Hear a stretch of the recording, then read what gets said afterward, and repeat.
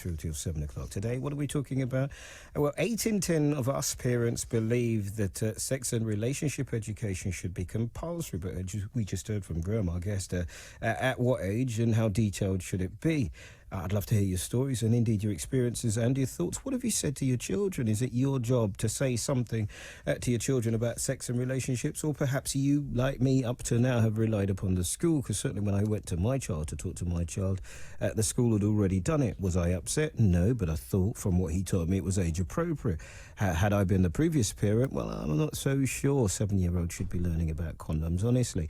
And that's the problem. I imagine that the sex and relationship education in one school, even within the same authority, can be very, very different. Antonia Tully is from the Safe at School campaign. Good afternoon. Tell me about the campaign. Well, we really started our campaign precisely because parents were calling us and telling us that sex education was being delivered to their children and they didn't know what the content was. They found letters in the bottom of their child's school bag and, with very little notice. And this is not true of all schools, but it was coming from enough parents to make us really concerned about what was happening to children in schools. So I'm talking to a lot of parents, and very sadly the previous caller, whose 7-year-old was shown a condom, I've had parents, very distressed parents, calling me with situations like that. But what is appropriate, and who would determine what appropriate actually is and what appropriate actually meant? I think we've got to start with parents, particularly with primary school children, before they reach puberty. And I think parents need to be in the driving seat of their children's lives with this, because only a parent really knows when a child is ready. Antonia, that sounds great, but it isn't the truth. Because within a classroom, right, if a kid is born in August and a kid is born in September, there can be up to sort of 10, 11 months between them. So some children in my child's group were going to the toilet, others weren't. Some could write their name, some could barely speak. You can't say parents, because a teacher wouldn't be able to tailor it for each and every person in that class. Absolutely, and that's precisely my point, that, particularly at primary school, I've got a child who was born in September, one in August.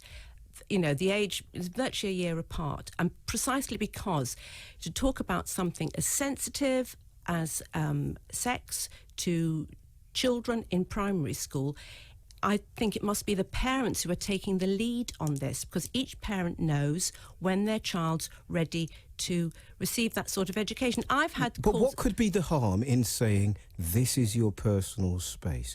What could be the harm in saying, nobody's allowed to touch you? What could be... Because that would be part of relationship. What would be the harm in talking about holding hands? What would be the harm in it? There wouldn't necessarily be any harm in that, but one of the things that I'm most concerned about is that a lot of parents really don't know what the content of the sex education in their child's school is. And I'm always saying to parents, don't be taken by surprise with this. The sex education that is delivered in many, many primary schools. I give one example. There's a very widely used programme called Living and Growing, used in a lot of primary schools. It was made quite some time ago now, so some parts of it are dated. But this programme has animated clips of a couple having sexual intercourse in 2 different positions.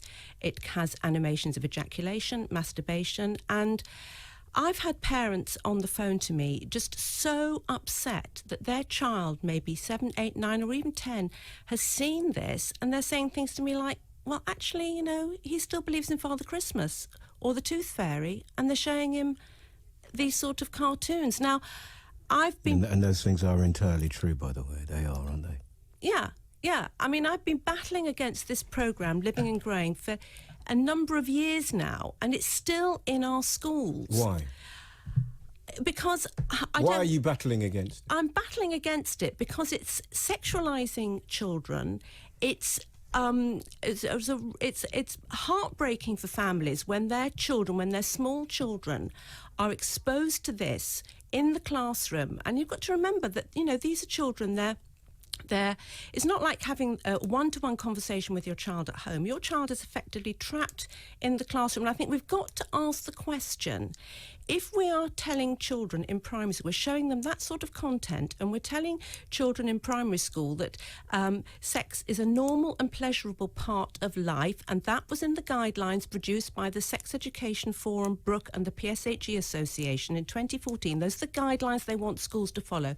Sex is a normal and pleasurable part of life. If we're telling children that, how vulnerable are we making them? Well, it is though. It is exactly those things when you're an adult. Absolutely. Not if you're a 7-year-old child. And that's my problem. That's my problem with a lot of sex education, is that it is imposing that sort of information in a way to children which is explicit and provocative. It is not the same as a parent having that one-to-one conversation. And can I just say, it doesn't matter, and we really want parents to grasp this, it doesn't matter if your child already knows things about sex.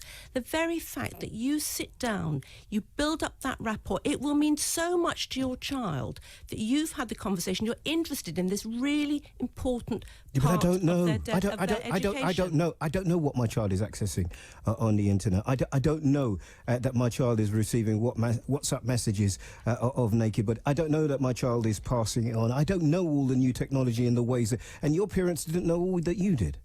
No, but I'm saying to parents, hang on, wake up, it's your child. Well, that's the problem. Get on board with all of this. The reason that for the purposes of our conversation, that I would suggest that people think the state should do it is because, as a parent, you will never think your child is ready.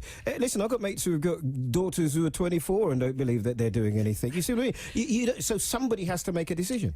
Yeah, and I think it's a bit demeaning to parents, and it's a bit of a slap in the face to parents to think that they don't know, they don't care, they can't talk about sex to their children. I think that's a myth. I think parents can. Really? Okay. Let's really, I do. No, accept that, and let's find out if people agree with you. 020 722 423. Stay with us. Talk to some more of our guests. See if everybody agrees. And I think that this would be the point of it. It's totally subjective, and it would be interesting to see what is appropriate, what is allowed, and what is the push for it. But as I understand it, there are huge problems in our classrooms with sex and relationships, but pictures being swapped, images being sent, access to pornography, parents not knowing, and huge problems coming with the next generation. What are your thoughts? What are your stories? And what are your experiences? Please get involved. I'd love to hear from you. 020 722 42000. Eddie? Sarah says, oh, Lord, help us. Children are most at risk from family members, particularly stepfathers and new partners. If the parents are not strangers. I work in this area. That man, Graham, is daft telling his daughter to beware of strangers, says Sarah. My sex education at school, says Ben in Barnes. At 9, I was watching Stop, Look and Listen on TV in the school library. Remember those TVs with the barn doors up on a pole? It showed 2 dogs doing it for a few seconds. Highly amusing to all. Didn't teach me much, though, and I'm still on a catch-up, says Ben and Bart. You didn't have mobile phones in your days. Barely had electricity, Ben, so it's a bit difficult for you. Let's get a view on this, shall we, from Susie Godson, who's sex and relationship columnist for The Times. Susie, thanks so much for your time this afternoon. Is not the real problem here that if we waited for parents, every child would be ready at a different time, and somebody, with the situation in our classrooms now, somebody's got to make a decision about something? Well, I mean, in my line of work, you realise that most adults can't even talk to each other about sex, so expect